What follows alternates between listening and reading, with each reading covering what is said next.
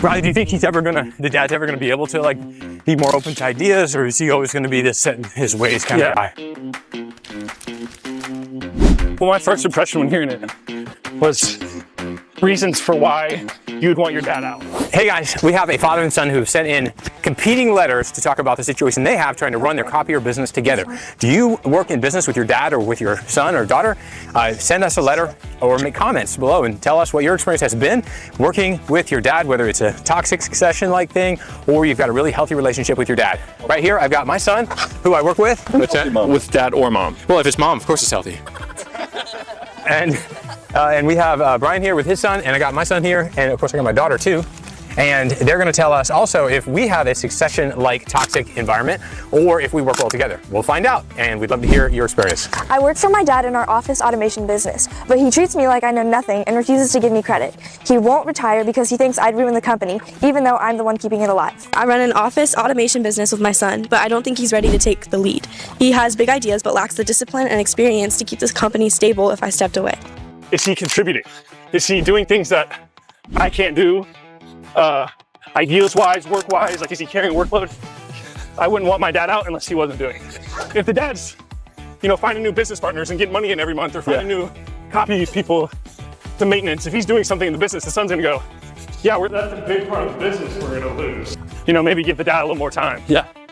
I think it's okay for the son to bring the attention to dad about what he'd like to have happen, but I think it's up to dad to go, hey, let's talk about what exit looks like. I think it's up to your son. Here's my fears. Here's what I think you've done well. Here's what I think I've done well. Here's my weaknesses, here's yours. How can we bring this together? Which it sounds like you're in the middle of doing. I don't think any copier business thinks that. What is a copier?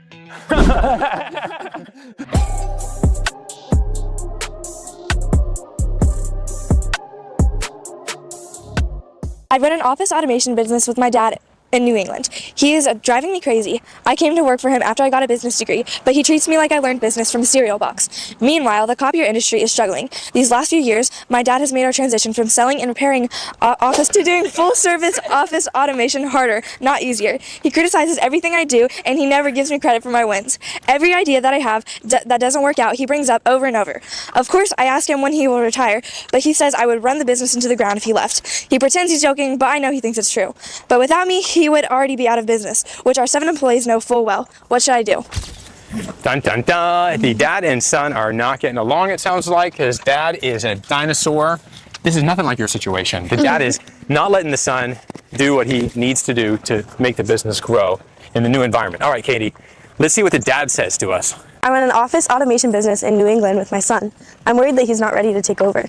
He came to work for me after getting his business degree, but sometimes it feels like he learned business from a TED Talk, not the real world. The copier industry is shrinking. Over the last few years, I've worked hard to pivot us from selling and repairing office copiers to offering full-service office automation. It's been a rough transition, but I've managed to keep the business afloat and our 7 employees paid. My son has energy and ideas, but many of them are half-baked. When they fail, he wants me to forget about them instantly and only focus on the few that succeeded. He thinks I'm overly critical, but I'm just trying to protect the company from mistakes that could sink us. He keeps asking me when I'll retire. I joke that he'd run the business into the ground if I left, but truthfully, I'm not sure it's a joke. Without my guidance, we could lose everything that I've built over decades. He has too many wild ideas. What should I do? The dad says the kid's not ready. He's all ideas and nothing practical. The son says my dad doesn't like my ideas and he remembers every failure. So we have a toxic workplace environment, just like you, Riley. We got a dad and a son who don't get along, and he give you the red flag and the hope. I think the red flag is the son seems to be trying to get the 7 employees to side with him. Yeah. And that creates a toxic environment. Maybe, Yeah. On the other hand, if these two are communicating well enough to send these letters together, what does that mean? Yeah. It means they both want to make it work. Yeah. Riley, do you think the dad's ever gonna be able to be more open to ideas, or is he always gonna be this set in his ways kind of guy? Well, my first impression when hearing it was reasons for why you'd want your dad out. Like, at least for me, when I think about it, it's like, is he contributing? Is he doing things that I can't do? Ideas-wise, work-wise, like is he carrying workload? And from my thought process, it's like, I wouldn't want my dad out unless he wasn't doing it. If the dad's, finding new business partners and getting money in every month or finding new copy people to maintenance, if he's doing something in the business, the son's gonna go, yeah, that's a big part of the business we're gonna lose. Yeah. Right. It sounds like he's under the impression that his dad's not contributing much, but he thinks hey, if I give it to my son, it's going to get ruined. Yeah. But I'm not really doing much to keep it up afloat. I'm, in the office once a week. Yeah, I think Dad feels the opposite. I think Dad feels like he's in the office a lot. Yeah. He's helped keep it alive. He's taking care of the 7 employees. Yeah, if he was absentee owner, the son would probably not have such an issue with him, right? Right. Unless he comes in and drops a bomb and then leaves. Unless he's not getting paid anything. That too. And Dad's collecting the whole check. Yeah, You're that's going, dude, I'm doing everything. We don't need him anymore. Yeah. Why am I getting paid? Minimum. Yeah. Why am I getting paid what the other staff's getting paid? You're collecting this huge check. So for sons with complaints about their dads who own the business, he's not paying me well. He won't take my ideas. Yeah. I'm having to do all the work, but I'm not getting compensated for it. Yeah. And I feel criticized and unappreciated. Those are kind of common concerns. He didn't mention pay in this case. He did he? Yeah. He didn't. Yeah. But it doesn't mean that's not an issue. And we do see that again and again, right? Yeah. Where the son is starving, the dad's at the country club every day. The son is running it, trying to make changes, but the dad won't let him. And because I just don't see the son wanting the dad out if he's getting paid well. Yeah, right, true. Why would yeah. if he's getting paid comfortably, Yeah. then Why is he? why do I want my dad out? He helps run the company. If his dad's doing anything, why does he want his dad out? He's running the company. Well, because it's one control freak begets another. Like the son wants to be in charge. Yeah. Also, Dad could be completely okay with just smooth sailing, cruising it at whatever revenue level they're at. But son might want to grow. Yeah, true. Copiers. Yeah. It's a hard business. Dad's probably okay with stagnation. Son wants to say, hey, let's take us to the moon. And Dad's like, whoa, hold your horses. Yeah. I already changed a lot. Why are we going to keep going? Just the potential. Dude, we see this both directions, okay? We have friends who took over from dad, and within 2 years, the business was 4x. Because for 10 years, I had to sit under his thumb while he shot down every idea. And finally, when he stepped out, he's like, all right, we're doing this. And I mean, the business explodes. We've also had guys who have taken over from a very conservative dad and turned into his second coming. So they do exactly what their dad did. They go years without going to business, no new ideas, nothing. So we've seen it both ways. But if you have a guy who wants, I have a friend who says his best lesson from his dad before his dad retired was learning how not to handle his kids in business. Because his dad was so aggressive about shooting down all of his ideas. And of course, he is the one that's validated, his business is 3 or 4 times larger than it was when he took over. So doesn't mean everything he's done has worked. Innovation takes failure, period. And the culture that dad's created, where I'm going to remind you of your last bad idea to keep you from executing your next one, like you're never going to get anywhere with that.